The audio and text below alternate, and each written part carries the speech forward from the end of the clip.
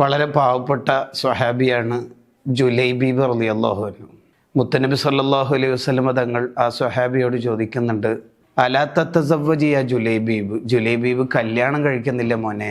ആ സ്വഹാബിയുടെ വേദനയുള്ളൊരു ഉത്തരവുണ്ട്, വമൻ യുസവ്വിജു ജുലൈബീബൻ, ഈ ജുലൈബീബിനൊക്കെ ആരാണ് നബിയെ കല്യാണം കഴിപ്പിച്ചെടുത്ത്? എനിക്ക് ഈ ദുനിയാവിൽ സമ്പത്തില്ല, കുടുംബമില്ല, കിടക്കാനുള്ള ഒരു ഇടമില്ല, വീടില്ല, ഒന്നുമില്ല. അപ്പോഴാണ് നബി സല്ലല്ലാഹു അലൈഹി വസല്ലം പറയണത്, അന ഉസവ്വിജുക യാ ജുലൈബീബ്, മോനെ ഞാൻ കല്യാണം കഴിപ്പിച്ചു തരും മോനെ.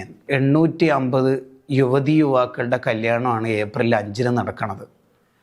നബി സല്ലല്ലാഹു അലൈഹി വസല്ലം തങ്ങളുടെ ഗുണമുണ്ടല്ലോ, പാവങ്ങളെ കെട്ടിച്ചു കൊടുക്കുക എന്നുള്ള ആ ക്വാളിറ്റിയാണ് ദേവർഷോൽ ഉസ്താദും പ്രസ്ഥാനവും ഏറ്റെടുത്ത് ചെയ്യണത്.